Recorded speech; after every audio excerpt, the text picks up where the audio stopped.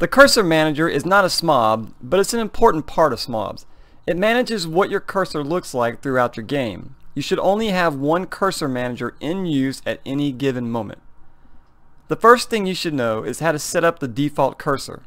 At the top of the Cursor Manager, it tells you, or at least the Cursor Manager script, it tells you a message that says if you want to set the default cursor, you need to go to Edit menu, and then the Project Settings, and then the Player. So let's go ahead and do that. Go up to the Edit menu, I'm going to go down to Project Settings, and then I'm going to go over and click on Player.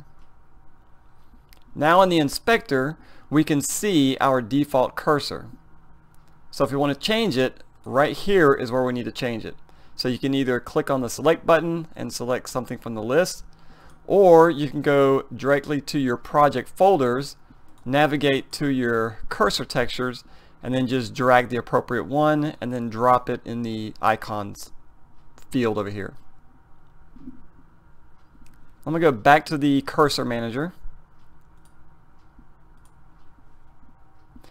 We have a Hover Me option.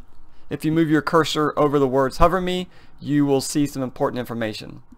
It says images should be of texture type cursor, and then NIR equals not in range. The next section, we have a do not edit.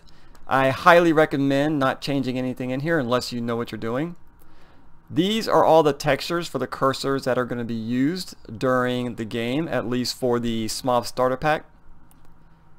The very top one, Cursor Default, this one actually doesn't do anything. This is just a visual representation of what our default cursor is.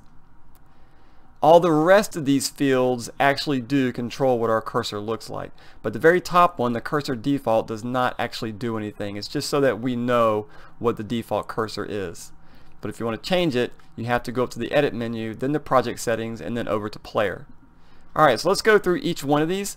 Cursor Quest, that is what the cursor will look like anytime you hover over a quest item in the game. Not necessarily the item, but like a vendor. So if you go up to a person that's offering you a quest, when you move your cursor over them, your cursor will change to whatever texture is in this field. The next one is Cursor Quest NIR. Again, NIR means not in range. So if you walk up to an NPC that's trying to give you a quest, if you're too far away from them and you move your cursor over them, then the cursor will be displayed according to whatever texture you have in this field.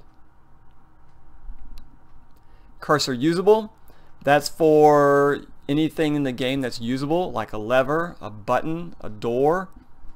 Usable NIR, that is the cursor for anytime you try to use something but you're not in range. Cursor Combat, that's going to determine the look of your cursor if you hover over an enemy or an object that you can attack. Cursor Combat NIR, that is if you try to hover over an enemy that is not in range.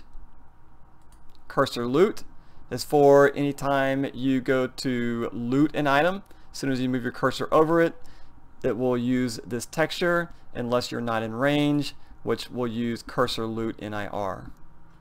Cursor Vendor, that's for anytime you hover over a vendor.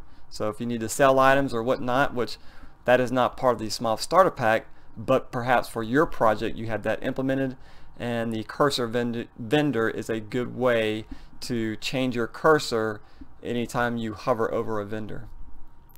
Cursor Vendor NIR, again, that's not in range, so if you hover over a vendor but you're not close enough, that's the texture that will be used. Now, just in case you actually mess this up, I'll go through each one of these. I'll just click on these fields, and as I click on them, you can see where the textures are. If you look down here in my project folders, you'll see that they're all inside the textures folder, and they're all labeled in such a way that you should be able to figure out where they go. So if you're missing one over here in the do not edit section, then just go over here, grab that item, drag it, and then drop it right into that field.